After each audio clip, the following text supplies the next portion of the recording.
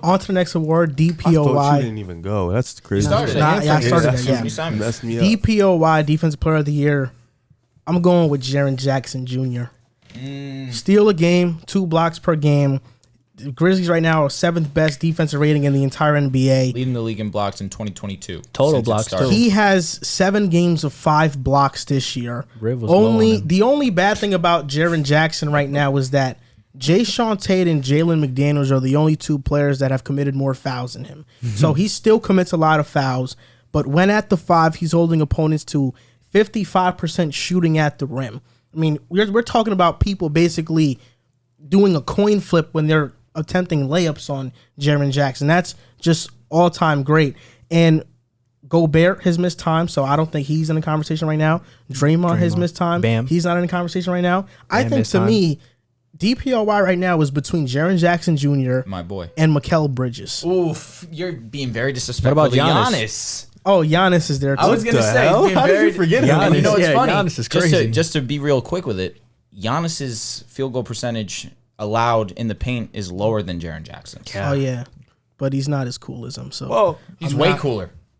By far and away. Jaren Jackson and Giannis, you trolling. Giannis is a superstar. No, Jaren Jackson is my pick for DPOY. that's a good pick. And honestly, let's be realistic. Draymond Green was running away with the DPOI before he got hurt. Let's just be honest. That's because he's the most valuable player on Golden State. No, that's dumb. But he was definitely the runaway defensive player of the year before he got hurt. Sucks that he got hurt. 4 games, that statement rang true when they were losing. They turned it around. Draymond right away. definitely is the more valuable player on Golden State. I disagree wholeheartedly. Oh my god, He's the heart and soul of the team. When Stop. Just How stop. nasty would that team look if you take Steph Curry off that team? They look at them. Did you see them? That team would look They nasty. look disgusting. I don't know. Steph Curry Klay still, Thompson, they probably still number 1 seed. Steph They could Curry be still number has one the highest plus minus in the league. Doesn't matter. in a down great year. lineups around In a him. down year. Huh? He has great lineups around No, him. that means when he's not in the game, they suck. When he's in the game, they're good though. That's what that means. That great lineup you're talking about still needs to run through him. What do you mean?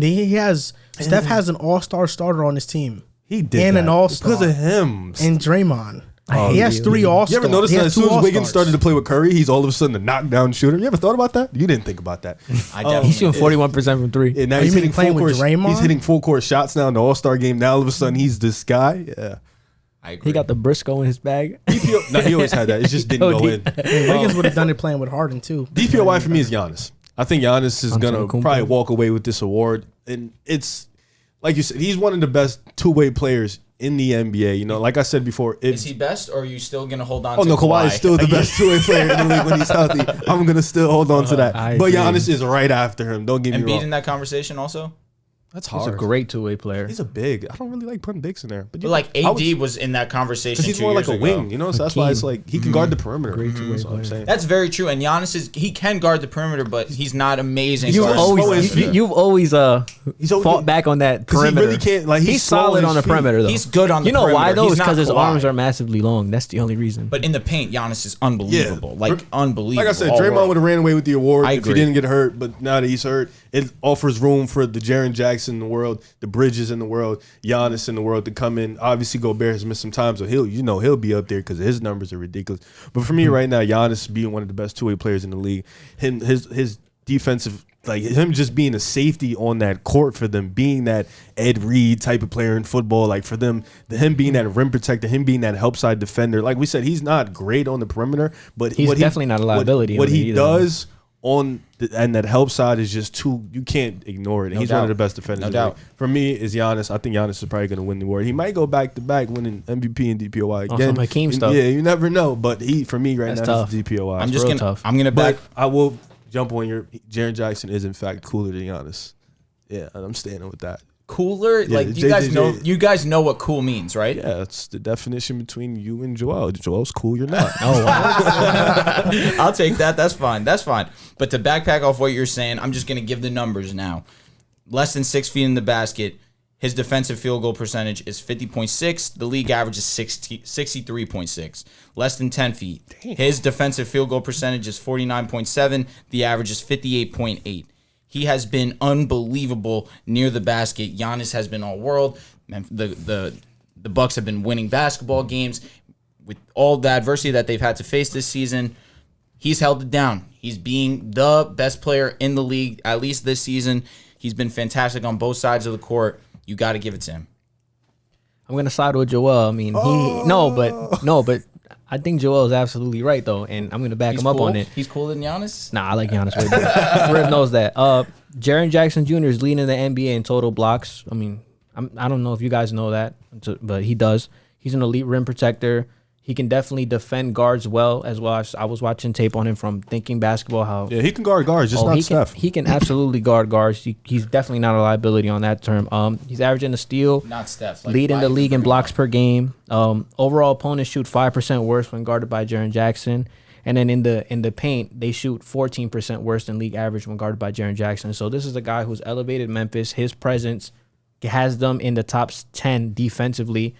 And, just the stats back it up as well. Even the eye test, if you just watch the games, although he does foul a lot, he's very active on defense. He's a great rim protector. He's a very good switch defender on guards. He's somebody that if we're on a defensive, like if I'm an offensive player and I got Jaren Jackson Jr. on a switch, I'm like, oh man, like, this is also not going to be easy as well. So you can't hunt him out. And even just the numbers, the 5% worse when guarded by him, the rim protection is there. The numbers are there, a steal and 2 blocks a game, leading that in total blocks and blocks per game. I think that's very impressive. So for me, Jaren Jackson Jr., because Draymond Green got hurt, is the front runner in my opinion for this award. What's more valuable for you guys if you're building a team, elite lockdown perimeter or elite rim protector? Rim protector. Rim protector? Rudy Gobert has shown that it might not be rim protector. I think elite lockdown defender, I would say. Basically, is what I'm asking is Ron Artest or Rudy Gobert? No, you gotta say Kawhi Leonard, bro. I mean, I could have said him too. Yeah, say Kawhi Leonard. I would rather have Kawhi Leonard. Because, but when has Kawhi not had elite rim protection, though? That's true. That's true. Clippers, he hasn't. Clippers. That's pretty much it. When they go small, maybe. But I think Zubac is at least not elite. He's not elite, but he's good. Look what they do to him when they bring him out. When they switch him, but like as a rim protector, Kawhi has 2 defensive player of the years back to back, right? Mm-hmm. But it's pretty impressive. In Toronto, he had Ibaka. Yeah, that was a better. But do you understand what I'm saying? Spurs, he had Duncan. Yeah, but Utah and Gobert. Yeah, when the Lakers went small and LeBron had to play the 5. What about but the reason why the thing is you can run Gobert off the floor. You can't do it with Kawhi. I can't use that Gobert argument. I think that's why I can't use that Gobert argument because Utah doesn't have any perimeter defenders. That's true. Also, you think Royce O'Neal's a great defender? Do you think the same thing could have happened to Ben Wallace if he didn't have like Tayshaun Prince and Chauncey Billups? What they do to Rudy Gobert? Ben Wallace was super athletic. But what I'm saying is he had the guys to lock up in the front. So Chauncey was locked up, bro. That's what I'm saying. He had guys to lock Rip up in the Hamilton front. locked. You're right. No doubt. I'm asking, do you think like if Rudy Gobert was in a situation like that, do you think it wouldn't hurt him as much? Oh, it wouldn't help. No, it definitely would help him. But in the sense of Ben Wallace, he was super athletic, so I think that's what helped him out. Even Rasheed Wallace was a secondary rim protector for that team too, so they were just complete on all facets of defense. But to answer your question, I'd rather have Kawhi Leonard. If I have a Luka, LeBron, a Kevin Durant going off, I'm not going to put Rudy Gobert on them. The rim protector helps for sure, but you'd rather the versatility. I think what's most impressive about Jaren Jackson is that versatile. He's a 4. He's not even like in the paint all the time. Isn't he still manages to get these blocks. Like 6'11". He's 7 feet, right? Yeah, I saw him in person. He's a big dude, man. He's not a big. He's really like he doesn't play like a big. I saw him. He has a unique game. He's 7 foot. His arms touch his knees. And he moves. He's just lengthy.